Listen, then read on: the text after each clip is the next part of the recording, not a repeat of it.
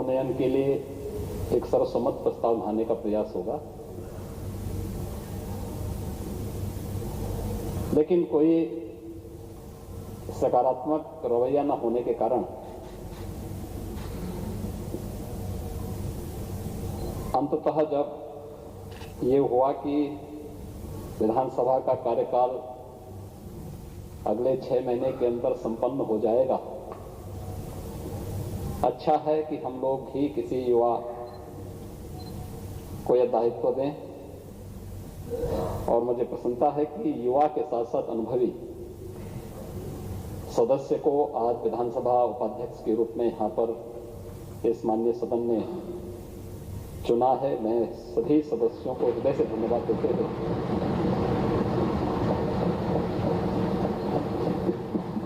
श्री नितिन अग्रवाल को हृदय से बधाई देता हूं। महोदय, संसदीय परंपरा है और मुझे लगता है कि इन सभी परंपराओं का पालन हम सब के लिए अपेक्षित भी है। आरोप प्रत्यारोप ये लोकतंत्र की शोभा है, लेकिन संवाद बाधित नहीं होना चाहिए। हमारे नेता विरोधी दल सज्जन हैं, संवाद में विश्वास भी रखते हैं, लेकिन दलीय अंतर विरोधों को झेलने के लिए अपने अंदर उतनी ताकत नहीं बटोर पाते और यही कारण है कि वे यहां आकर के नायासी संसदीय कार्य मंत्री से झगड़ पड़ते हैं। लेकिन संसदीय कार्य मंत्री ने भी शाहजहांपुर का आटा खाया है, तो वह भी आपका मुकाबला उसी ताकत के साथ करते हैं। कोकल से परेशान थे।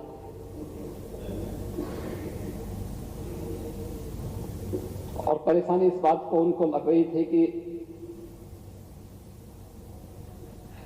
ये प्रस्ताव उनके द्वारा पहले दे दिया गया होता तो अच्छा होता।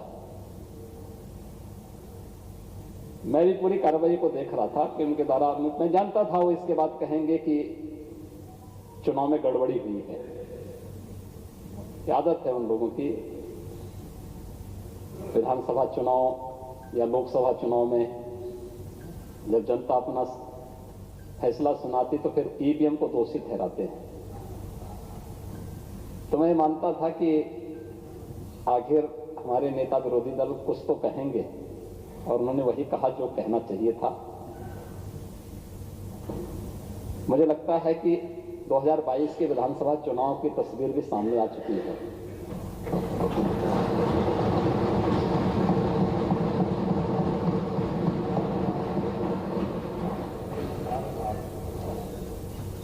भारतीय जनता पार्टी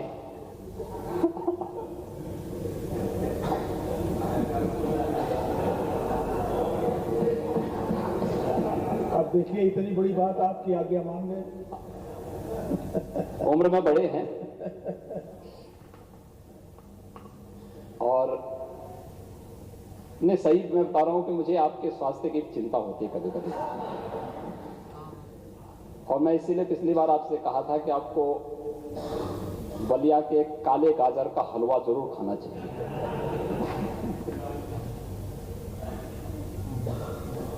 नहीं तो हमारे यहाँ पे जो बलिया के माननीय सदस्य हैं, उनसे मैं कहूंगा, सुरेंद्र सिंह,